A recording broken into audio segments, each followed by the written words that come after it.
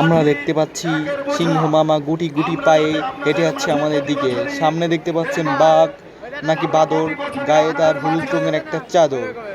এটা বাদর না হনুমান, বাঘের পোশাক পরে বাঘকে করল অপমান। সেই জন্য আপনারা আমাদেরকে এই সবাইকে যে চড়ক পূজার জন্য যত অনেক টাকা খরচ হবে তাই সার্বিকভাবে আপনারা আপনারা দেখতে পাচ্ছেন সিংহ মামা এই রোদের মধ্যে হাঁটাহাঁটি করতে করতে তার জিভে বেরিয়ে গিয়েছে।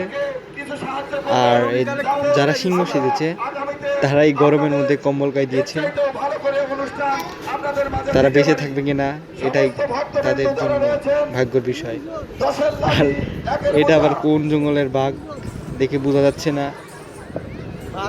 এটা দিয়ে বাদরের মতো লাফালাফি করছে।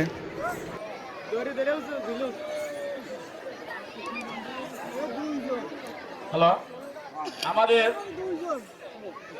এখন মূল অনুষ্ঠান কিছুক্ষণের মধ্যে শুরু হয়ে যাবে। তার আগে আমাদের অতিথিবৃন্দের মাল্যদান পর্ব।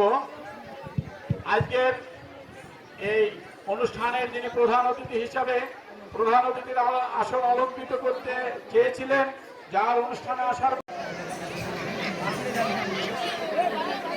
বাকি রোজা নাকি যারা বাইরের লোক রয়েছেন ভিতরে, বাকি রোজা আপনাদের কথাই বলছি।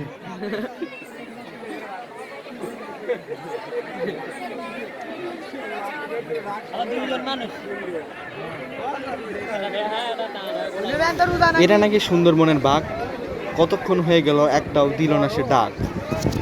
এই রোদের তাপে সিংহর ফেটে গিয়েছে টাক।